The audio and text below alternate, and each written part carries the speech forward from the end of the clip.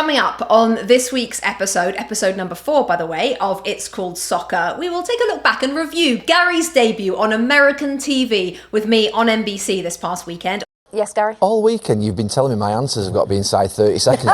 You're gibbering on for about 5 minutes. Also, we'll take a look at the biggest moments and what happened in the Premier League. Our former referee, Christina Unkel, will cast her eye on some of the biggest controversial moments, some of those big refereeing decisions over the past weekend. We will talk to the German football legend and former US men's national team manager, Mr. Jurgen Klinsmann. Hi everyone, how are you guys? And if you wanted a viral video from the camera roll of David Beckham, we've got that too. In the end, I've sort of got my glasses on and I'm looking at this sheet and I'm thinking, in the end, I don't even think I was actually saying the right goal scorer. I, over the years, always said, sooner or later, Harry Kane has to leave. I can't find anyone that agrees with Gary and me. You found your third person, so I agree with you all. It is not a penalty. You are trying to make me into a presenter, aren't you? That would not be acceptable at all. Everyone's in California and I'm still in Manchester. I think I'm going wrong somewhere. Yeah. Even more impressed than I was with your pen and paper was with your promo reading. Oh, I was just riffing. I was having a good time. Letter of the law. Should he have had a second yellow? Actually, no. And I know there's so many people calling for this. Ooh. Who will win first? Will the US win a World Cup or Spurs win a Premier League? Oh. Oh.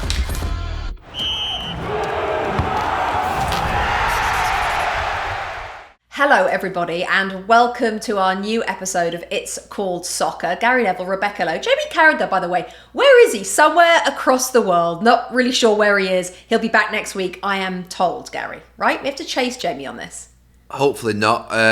He's part-time. He's a part-timer basically. He just turns up when he wants. You know, I think that last week we did the podcast. We then presented 2 shows in America. Then we're back doing the podcast. I'm not sure what he's actually done in the last week. I think he's watched a couple of marathons. I think he's on a world tour of marathons. His wife is doing 6 marathons, to be fair to her, so my heart is with her, and that's an incredible achievement. Yeah, that's insane. 6 marathons, I think, in about 6 months, which is mad. Right, you mentioned the NBC shows this past weekend. It was lovely having you and your Marks and Spencer's bags of goodies. It was lovely having you there. Now you've had a couple of days to think about it all. What was it? Is it different? How different is it from what you've done? Okay, there's no need to yawn. No, the Sunday show was very similar to what we do in England, I think. Yep. Obviously, we weren't on site, but it was very similar in terms of its structure. Coming on air an hour before, obviously starting the show. I think were we on air at 7:30 in the morning? On which day? Sunday or Saturday?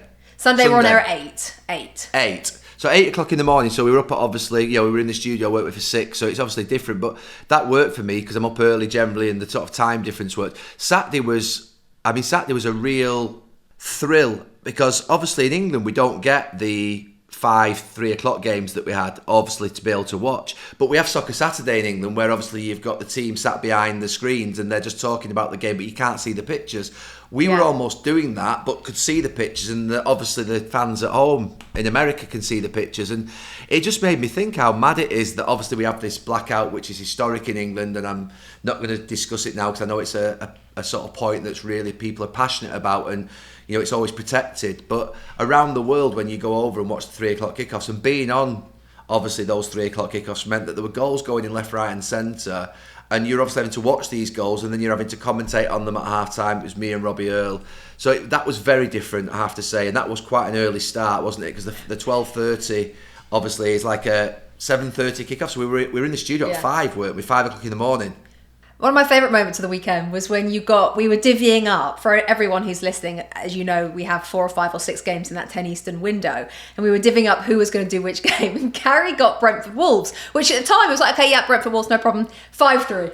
He's there doing a shot sheet, a highlight that he doesn't do normally, and it's 8 goals, and 6 of them at half-time, in the quickest half-time show ever. It's like a train, isn't it, going through 1 million stations at the rate of knots, and there you are doing 5-3. Yeah, and I'm there doing something that, to be fair, I've never done before in my life. No. I knew this was going to be the most testing, obviously, thing for me because, obviously watching games and then doing a goal or two at half time, but having to do sort of the 5 games, I think I was doing 2 or 3 of them, wasn't I, at half time? Yeah. So Brentford Wolves, there were 6 goals in the first half and we had about basically 45 seconds. I've got this sheet in front of me. So you've got to remember who's assisted, who's crossed it, who's scored, who's fouled. And I'm like... And in the end, I've sort of got my glasses on and I'm looking at this sheet and I'm thinking, in the end, I don't even think I was actually saying the right goal scorer. I'm not quite sure what came out of my mouth. You were spot on. To be fair, for somebody who's never done that discipline, which it is different because there isn't anything like that in England, you were absolutely took to it like a duck to water, unsurprisingly. All right, let's talk about the football because you picked a good weekend to join us in the studios. So much happened. In most games, there was something going on. So in terms of what impressed you this weekend, could be a team, could be a player, could be a moment. What was the most, who and what impressed you over the 2 days? I think Brighton was probably the most impressive performance. I mean, I thought they were dead at half time. 2-0, Spurs 2-0 up. They've obviously had a great result at Old Trafford the week before. And to come back the way in which they did in the second half, because to be fair, they'd had a bit of a difficult run, Brighton. I think they'd only picked 3 points up in the previous 4 games. They'd spent a lot of money, so there's a little bit of pressure. A few questions about the young manager, obviously not under great pressure, but certainly sort of saying this is a difficult moment. And to come out in the second half and do what they did was just absolutely brilliant. That, for me, was the sort of performance of the weekend, to come back from 2-0 down. You know what I was impressed with? That you brought notes into the studio. You had a proper old-fashioned exercise book and pen. Rebecca, honestly, that is the first time that I have written notes and brought a notepad for a game of football for a long, long time. Well, actually, even more impressed than I was with your pen and paper was with your promo reading in America. We have a lot of I have a lot of promos to read. Sunday Night Football, one that caught your eye, The Voice, another, and I think it was just Sunday. You just thought, you know what? I think I can do these, Rebecca, and so you did them. But what a game we have for you tonight. Tonight, 2 of the most storied franchises in NFL history meet as the Cowboys head to Pittsburgh to visit the Steelers on Sunday Night Football. Coverage begins with Football Night in America at 7 p.m. Eastern on NBC and streaming on Peacock. Oh, with reads like that, you'll be on that next time you come. You're doing all the reading and you're sort of, I'm thinking, just let's get involved. Give us a touch of the ball a little bit. So basically, the idea that we can just sort of do a little bit of host presenting. I mean, we're not presenters by any stretch of the imagination, but it just gives us a little bit of a feeling, a bit of pressure. And actually, I felt under pressure, by the way. Announcing Snoop Dogg on Voice goes down as one of my probably broadcasting highlights. Well, this is one of my absolute favourite programmes back in England, where we have will.i.am amongst others, and you all enjoyed watching Snoop Dogg this summer at the Paris Olympics, and now he's back for The Voice in the US. Watch him with Michael Bublé as new coach. He's on season 26 tomorrow at 8:00. I went over by 12 seconds on the read because I started talking about it being my favourite programme in the UK, and I watched will.i.am and Liam Rhymes has joined and Tom Jones. I was like, where's he going? Where's he going? But in the US, you have basically Snoop Dogg, and you're joined by Michael Bublé. It's on at 8/7 on Eastern Time, and all that sort of stuff. I was just riffing. I was having a good time. I like doing that stuff. I like just disrupting things. Back to the football. So you've done. You were most impressed by Brighton. Who or what disappointed you most this weekend? Do you know something? When we do television and I do a big game, the thing that disappoints me most is a 0-0. Yeah. I don't know why. I should respect it. I should respect a 0-0 because of the concentration. What did you say Fergie would say about a 0-0? Oh, honestly, I think he'd rather lose sometimes than... do you believe it or not? I saw him yesterday. I just bumped into him for 15-20 minutes, and we had very few 0-0s, it feels like. But then some stato now is going to go back and say, so Alex Ferguson had the most 0-0s in Premier League history. No. I genuinely... do you know something? He would risk everything, which in return could mean that you could lose the game. And at 0-0, all right, if you have a game away at Arsenal, a game away at Liverpool, you might be 0-0, but there would always be some element of risk to try and win the game, to try and get over the line. And our mentality was that we knew we needed to score. And on Sunday, I just felt as though 0-0, you just think... And obviously for United, before the game, I said to you, didn't I? I think you asked me the question, would you take a draw? And I said I'd snap your hand off for a draw, which every United fan would have done before the match. But there's still nothing more disheartening for me in a football ground, in a football stadium, for a football fan than a 0-0. Because if you think about, I always think about the fact that you've come to see goals, you've come to see entertainment, you've come to see a winner. I get the fact there's draws. I know draws are part of football, but 0-0s are ones that I find it more difficult to cope with 0-0s. So congrats, Gary, on the debut on NBC. It was brilliant having you. We will see you back in December, which is going to be great. There are a couple of things, though, just to cast our eye over once again. So it is time for this week's Ref Watch. Christina Uncle is live with us right now, as she always is, looking incredibly comfortable in what looks like a lovely sofa and backdrop there. Were you at home, Christina? No, I am not at home, unfortunately. I'm actually in DC. I had to kind of escape Florida. There's a little bit of a hurricane coming our way. So I am, in the District of Columbia right now. So, yeah, I hate to break it that way to you guys. Was that a forced evacuation? Were you advised to go? No, thankfully I live in an area that has low flood zone. It was just a matter of more. I actually had a work commitment here up in DC. So I had to, board up the houses, board up the parents' houses, and then head on over here for work. Because if not, I was not getting out here. Now it's a question about how I'm going to get back home. Well, Christina, we really pray and hope that your family's houses are okay and yours as well, and everybody, all your family and friends, everybody there with Hurricane Milton on the way. Fingers crossed everything's okay. It's very inconsequential when we then move on to whether or not Van Dijk pulled Mark Gay's arm in the Liverpool Palace game, but it's called soccer, so we're going to ask you about it.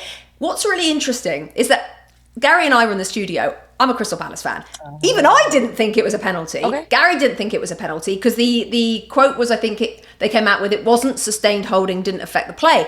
We sort of accepted that. But really interestingly, I can't find anyone that agrees with Gary and me. So what are your thoughts? Well, you found your third person, so I agree with you all. It is not a penalty decision on this, but I understand why people are kind of up in arms with respect to, because they see the pull, right? But the pull is very brief in nature. It's brief in time. So does he physically get his hand pulled? The answer is yes. But does that impact his ability to play that ball? Taking a look at 2 or 3 different angles on it, but it's very clear he wasn't going to get there in time. Keeper punches the ball out. That's not what VAR is created for, is to look for that. Like, can it see that there's a simple pull? Yes, but then there's that analysis of, did it impact his ability to play the ball? And the answer is no. And for that, we have no penalty. And in live play, that's not something we're going to give penalties for. So especially when there's a distribution, whether it's from a corner kick or it's a play in, Gary knows there's always jostling. There's always push in, pull in. Everything's going on. It's just everyone's battling for the ball. So we can't get that finite in it. Just Christina on that, because I completely agree. Part of my thinking was, because that was the first game of the day, it wasn't a big enough contact for me, and also the ball was far away from him that he was never going to get it. So that was the fact that he didn't impact the play. However, there was then a decision later on in the day where the Newcastle-Everton game, where Tonali was pulled down by Tarkowski and he wouldn't have got the ball either. There's no way that swung ball in would have got to him. But I did think that was a penalty, even though it wasn't impacting the play, just because of the almost pure stupidity of the actual and aggression of the hold. How do you differentiate between the two? Because neither of the attacking players would have got the ball in either instance. Yeah. But one was a penalty and one wasn't. Yep. And so I love that you said that, because people have asked that. They're like, if he wasn't going to impact the play, if he wasn't going to get to it. But then you're taking a look at, right, the other key consideration we have is how long was that hold for, right? Van Dijk one is very, very brief. It's a quick hold and it's a quick release. Here, there's more of a continuation. It's a clear grab. It's a clear pull back. There's no football play on it. So when we have, clips, and that's where everyone's like, well, if this one's no penalty, then this one has to be no penalty. You can't be black and white on subjective decisions. And then this is where we draw the line, is we take it and we put it into context. Context is always important. And that's where the distinguishing factor is going to be, is the length of that pull in and of itself. And that's why one's a penalty and one's not. One more to look at, Christina, which is the Aston Villa Man United game. So Marcus Rashford had got a yellow. He then kicked out at Leon Bailey. Didn't get another yellow. Substituted a few minutes later. Gary in the studio was like, get him off, as in substitute him, not as in send him off, which is what Erik ten Hag did and needed to do, because he was not in a good space at that point. Letter of the law, should he have had a second yellow? Actually, no. And I know there's so many people calling for this, and it's not given. It shouldn't be given. And in fact, it's consistent officiating by the Premier League referees, right? There's two different kinds of fouls that can happen, right? There are some that are technical in nature, which is stopping a promising attack spot, and there is denying an obvious goal scoring opportunity. So those are technical yellow cards that are being given. Now, the other yellow cards that you give for the subjective standpoint, meaning, is it reckless? Does that challenge rise to the level that it endangers the safety of the opponent? So there's subjective, and then there's technical yellow cards that are given. Rashford's tackle or Rashford's kick out isn't reckless in the nature of it. So then we have to look at the technical assessment of it. And because there's that other defender that's clearly going to get to the ball before he gets there, that's what keeps it from being a yellow card. And that's what the distinguishing factors between last play, this play, and why you will have all of the officials understand and accept that this is not a yellow card, let alone a second yellow card, as everyone loves to call it. Lovely stuff. As always, Christina, listen, stay safe. I hope everything's okay your end, and much love, and we'll speak to you next week. Thanks. See you all Christina. next week. All the best. Bye.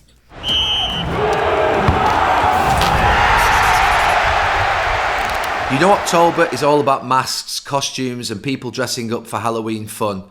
But sometimes it feels like we wear masks in real life too. Whether it's at work or even with friends and family, we can hide parts of ourselves pretending to be something that we're not. Therapy can help with that. It helps you take off the mask and accept every part of yourself. And isn't just for people who've been through major life changes. Therapy is a way to learn positive coping skills, set boundaries, and be the best version of yourself. I've worked with a therapist in the past and know how empowering it can be. So if you're thinking about starting therapy, BetterHelp is a great option. It's entirely online and designed to fit your schedule. You just fill out a short questionnaire and you'll be matched with a licensed therapist. And if you ever need to switch, you can at no extra charge. Take off the mask with BetterHelp. Visit betterhelp.com/ICS today to get 10% off in your first month. That's betterhelp.com/ICS.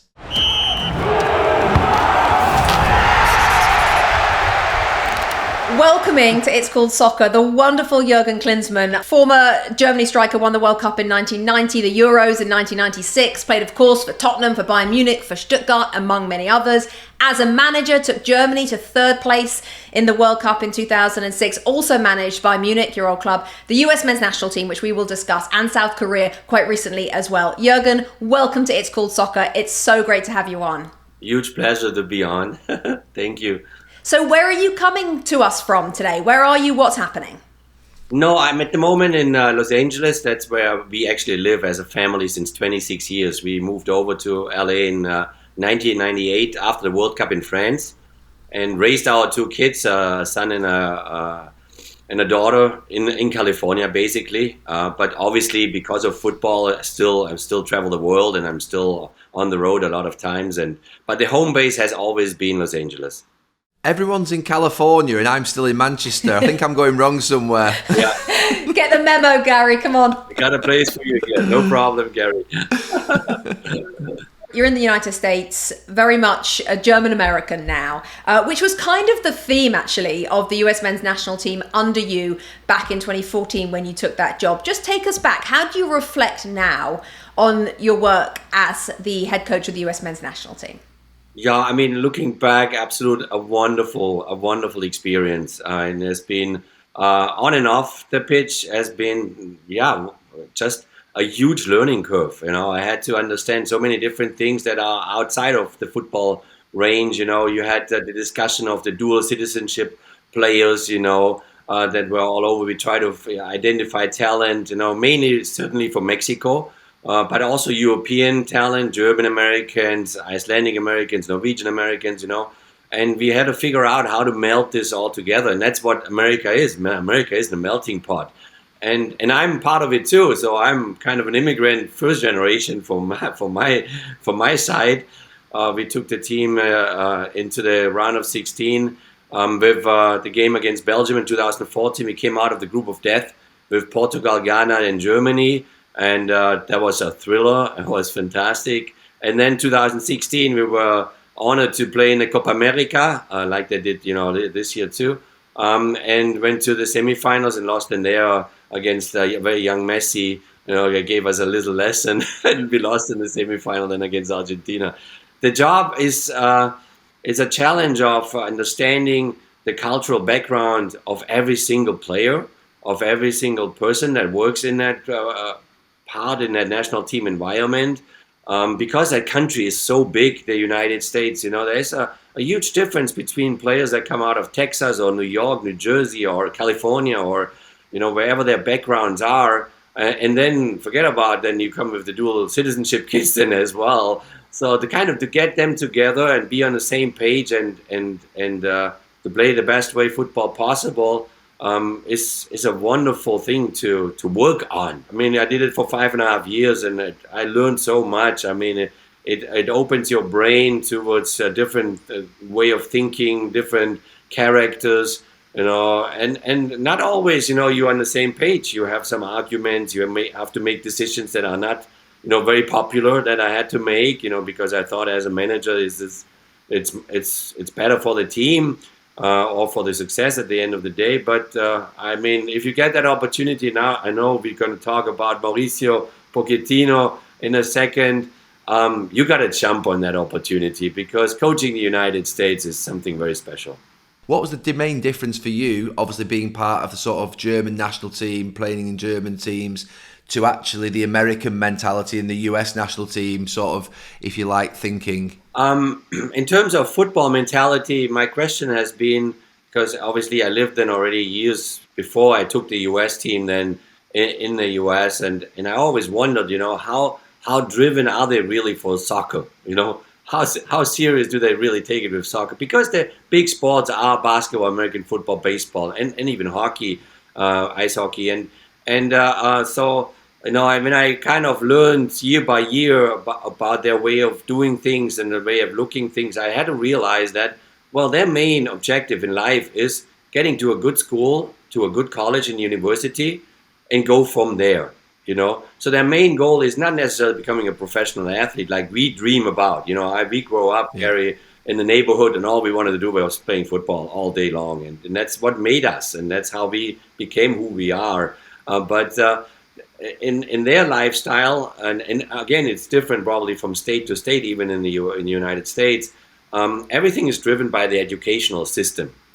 And that means then if you are good enough as a soccer player or whatever sports you do, and you get maybe a chance for a scholarship, that's already the huge achievement that you reach, and that kind of already satisfies you in a first moment. Now think about, you're going to become a professional player, and then from the professional player you make it to the national team. That's another 2-3 levels of satisfaction, and I call it always, when is the tummy full? When are you kind of satisfied with everything you reached?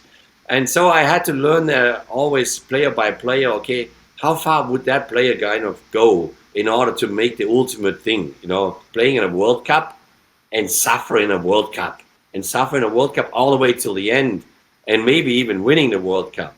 So you need a brutal hunger. You need a brutal desire to go far, and that's what basically this whole experience was for me about. It was kind of just learning day by day and see how far they want to take it. So Jurgen, do you think then that America can have both?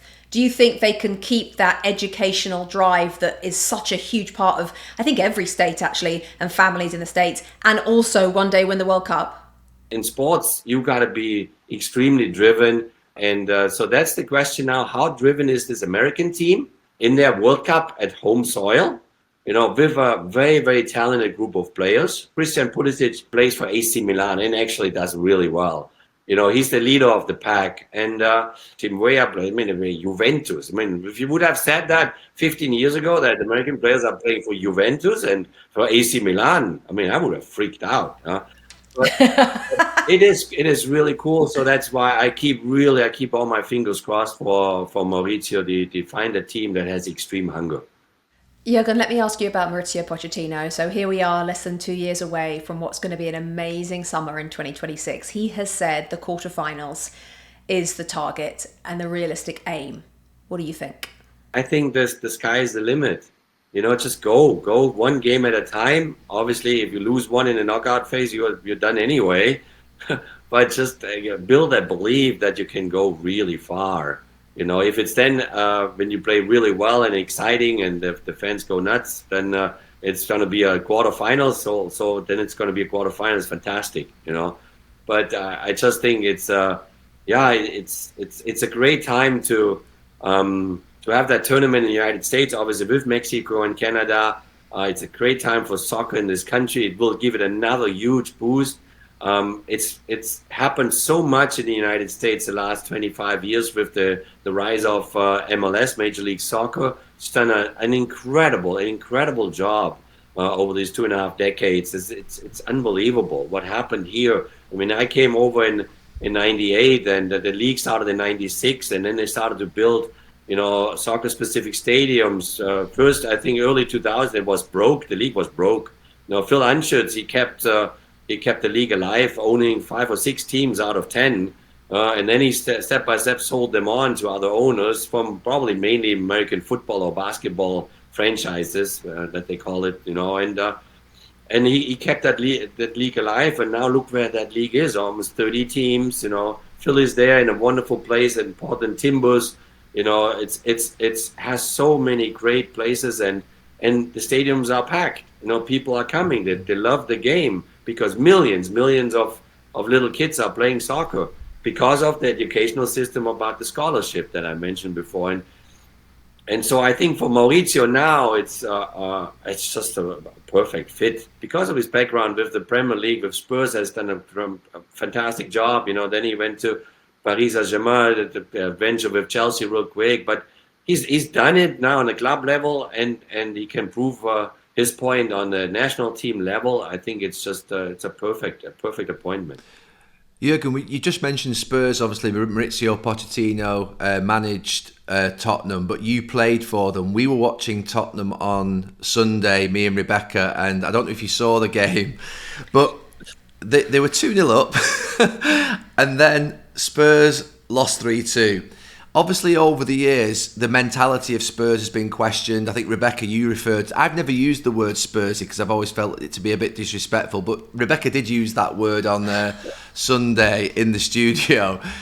Why are Spurs not able... Why are they underachieving decade after decade? You played there. Can you explain a little bit about the culture and sort of what you think, or why you think Spurs haven't succeeded and done as much as they should? I think it's a level of... it's a psychological aspect of things, and a psychological aspect in the entire club, in the entire environment of a club.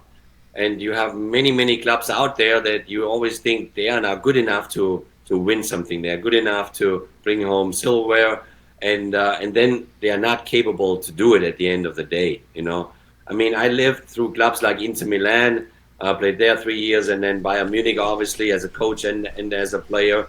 And these clubs, you are not allowed to lose.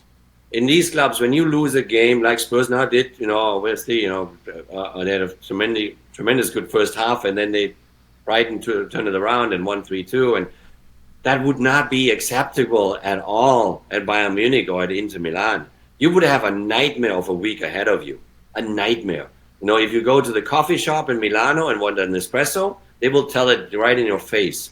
Or in Munich, you don't even go to the bakery and get your bread. And that's the same in Manchester when you lose a game that you're not supposed to lose anymore, and stuff like that. For sure, you can lose a game here and there. But it is a level of expectation that these top teams like Real Madrid, Bayern Munich, Inter Milan, and so that's why Man United is, I think, so there's so much talk about Man U, because the expectations are always the highest, no matter who's coaching them and no matter what are the players. So it's a cultural element within a club. It's there or it's not there.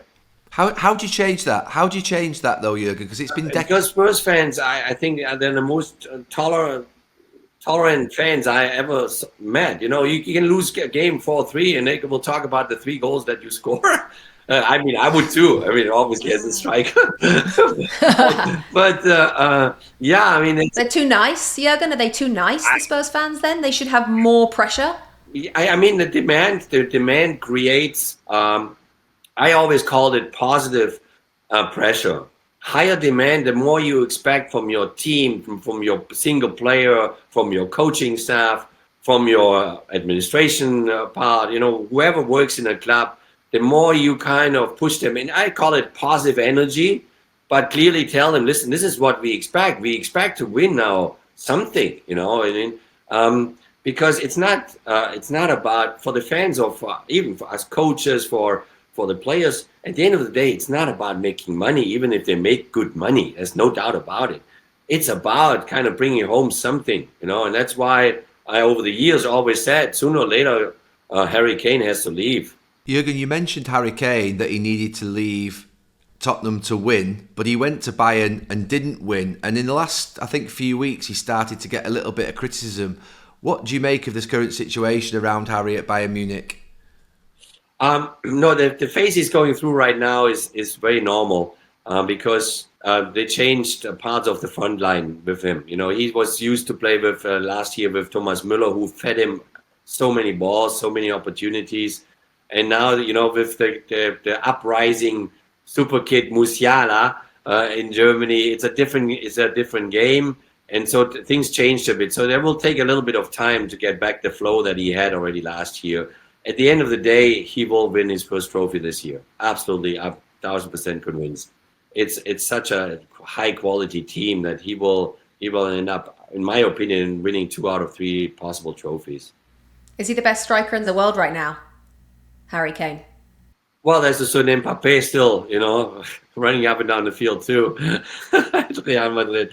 No, I mean, Harry has proven it over so many years, so consistently, obviously with Spurs, now with Bayern, and obviously also, look at the rate that he provided with the English national team. It's unbelievable. I mean, one day he will stop playing, he will look back at his career and you will look at the numbers and said it's unreal what he did. It's really unreal. What is sad is until now that he hasn't won the trophies yet. That's why I was screaming in Berlin at the final against Spain after they won. I said, this is it now. Now we get there. Harry, this is it to take, And but it was not meant to be. No, I really just wish for him that he wins some silverware. When you think of the role of the current centre forward, you obviously played centre forward, and I have to say it's driving me a little bit crazy at the moment because, humour me for a minute, but when I played at United, our tactic was that we had to get the ball into the centre forward as quickly as possible with quality. Now it seems that is not the case, and there has to be 1,000 passes sometimes to go into the centre forward. Are you frustrated watching the current game? Would you be frustrated if you were a centre forward in some of the current teams? Yeah, I am, Gary. I am. Yeah, I mean, it hurts me sometimes, and it started to hurt really when Spain around 2010, 2012, when they won all their trophies. There's 3 tournaments in a row. When they put Fernando Torres on the bench, it kind of really I really loved that kid. I really liked him, and that was the start of playing kind of in certain teams with a false number 9, and then obviously a lot of those teams that played with a false number 9 were quite successful. And that kind of hurt this position, and it changed it too, because a lot of the teams went to a 4-2-3-1 or 4-5-1, whatever you want to call it, and you became the only one up front there, and hoping that you get good deliveries and hoping you get your chances to score, but often they just wanted you to be a good link-up player.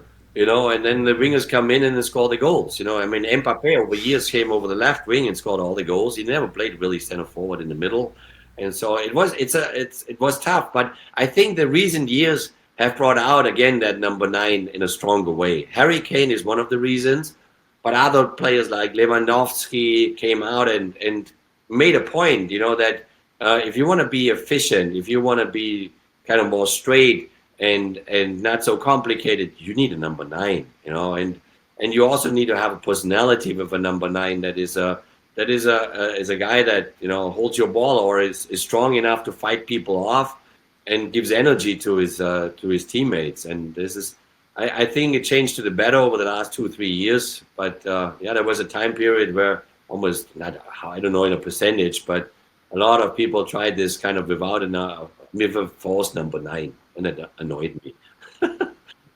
I interviewed Bastian Schweinsteiger about a year ago now, and he said that he loves Pep Guardiola, but he said that the influence on German football meant that German football changed its identity, and he didn't agree with that. What do you make of that comment?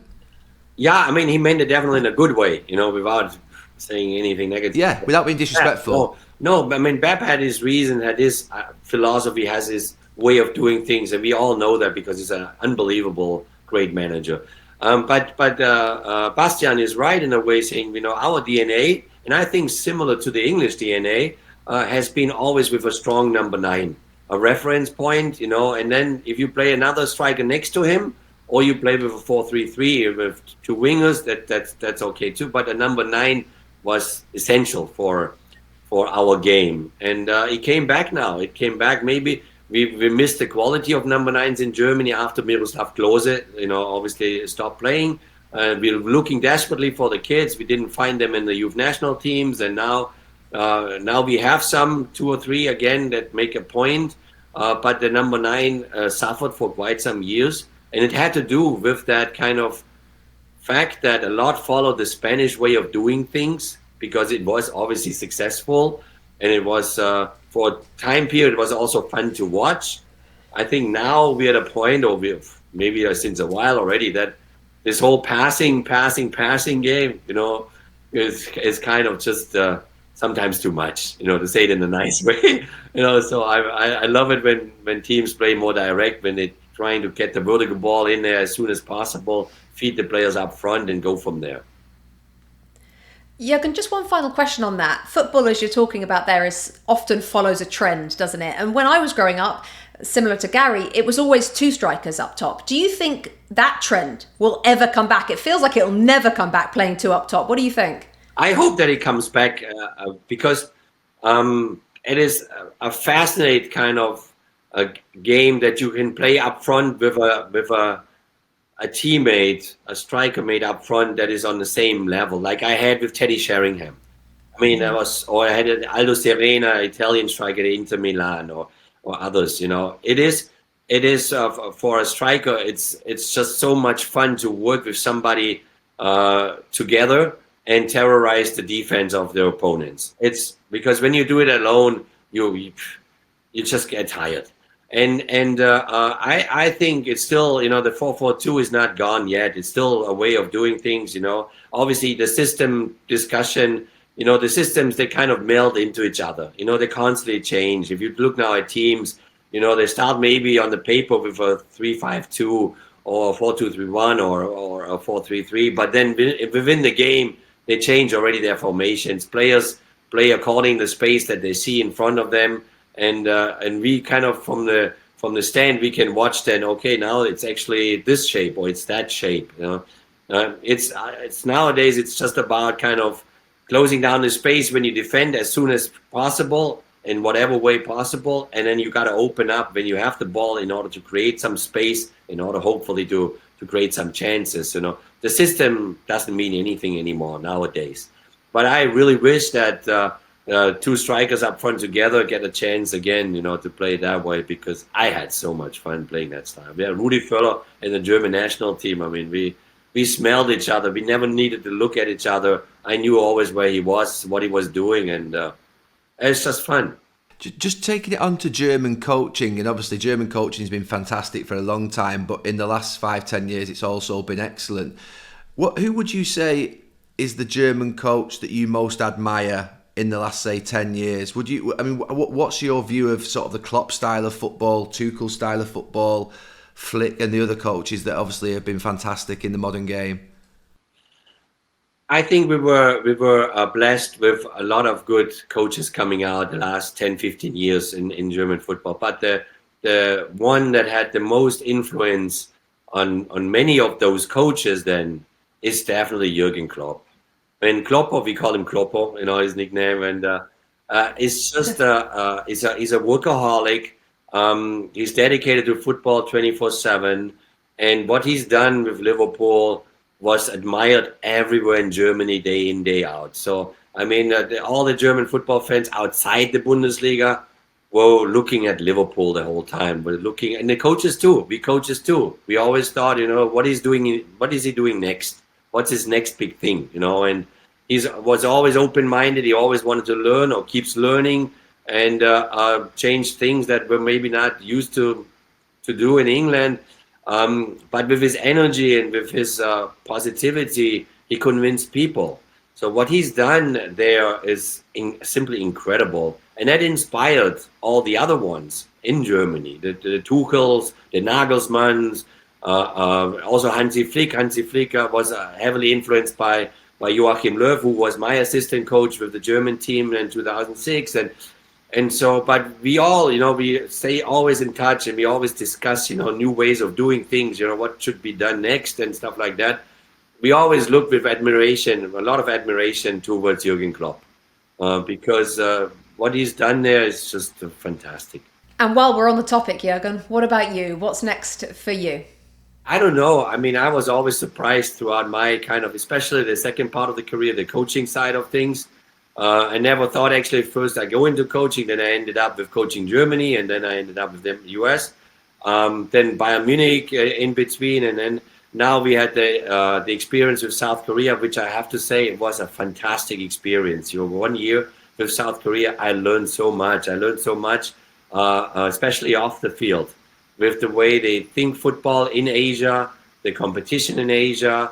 We went into the Asian Cup there in January as one of the favorite teams. We got into the Final Four, into the semifinals. I thought we were going to win this thing, and then unfortunately it happened that the night before the semifinal, our two best players got into a fight, with Kangin Lee and Sonny.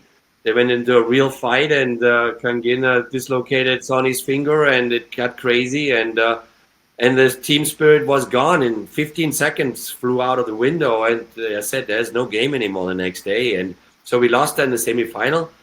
The Korean Federation thought, it was the fault of the coaches, obviously, in that moment. But I have to say that the experience itself has been wonderful. And these kind of adventures, I kind of live for, because I don't want to know beforehand what to expect, what I will get, what will happen. Am I capable to adjust to that place? Am I capable to to understand the way they think, the way, their backgrounds, and that kind of what football kind of gave me through life, the opportunity to travel all over the places and realize that how different people are, even in the same countries. And how to adjust to that different way of thinking of different people. And these are lessons that I love to take every time. And I think that one or two adventures are still up there. I would say so. One last question, Jurgen. It's an easy one. Who will win first? Will the US win a World Cup or Spurs win a Premier League? I would go with Spurs. Doesn't bode well for Mauricio Pochettino, does it? No. Oh. No, he said quarterfinals, right? He said quarterfinals. No. Yeah. I mean, I don't know what the odds would be if you go and bet for it, but I mean, obviously I follow Spurs every year and have hopes every year, and maybe there comes a very special year and they're gonna do it. Jurgen, it has been an absolute pleasure. Wow, we could just keep going all day, but we're going to let you go. Thank you so much for joining us on It's Called Soccer. Thank you. Thank you, Jurgen. Thank you so much. Thank you.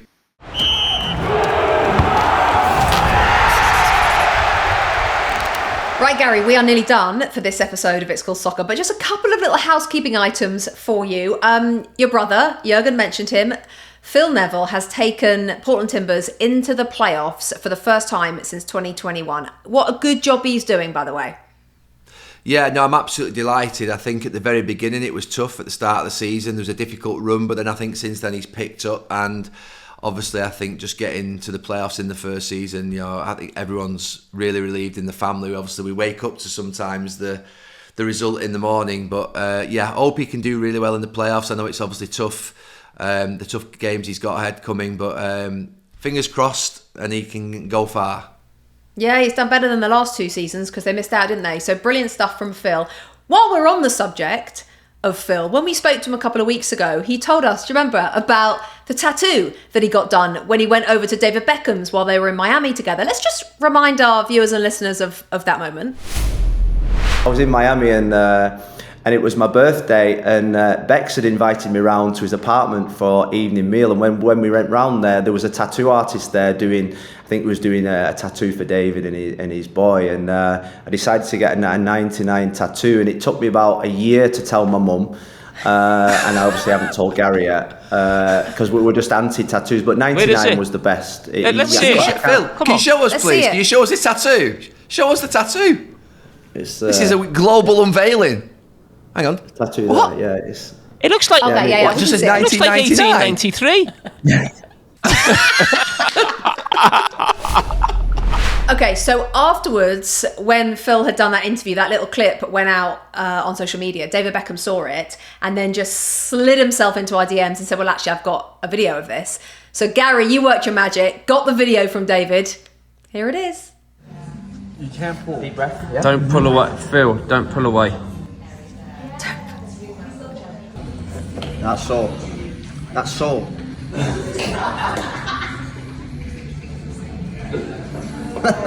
That's sore. That's fucking sore. I know.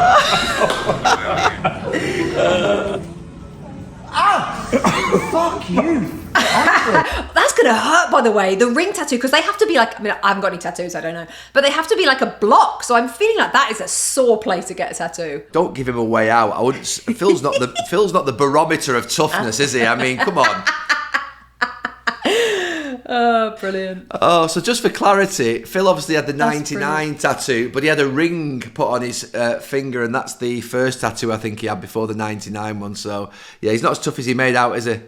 Gary, we are done for It's Called Soccer. So in the manner of the last few days when you've been with me on NBC, basically nicking my job, why don't you take us off air?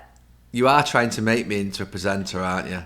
So here we go. Next week, hopefully we'll be joined by our co-host, Jamie Carragher. If he can turn up, that would be very nice. And thank you so much for joining us on It's Called Soccer. Please subscribe, press that button, and we'll see you soon.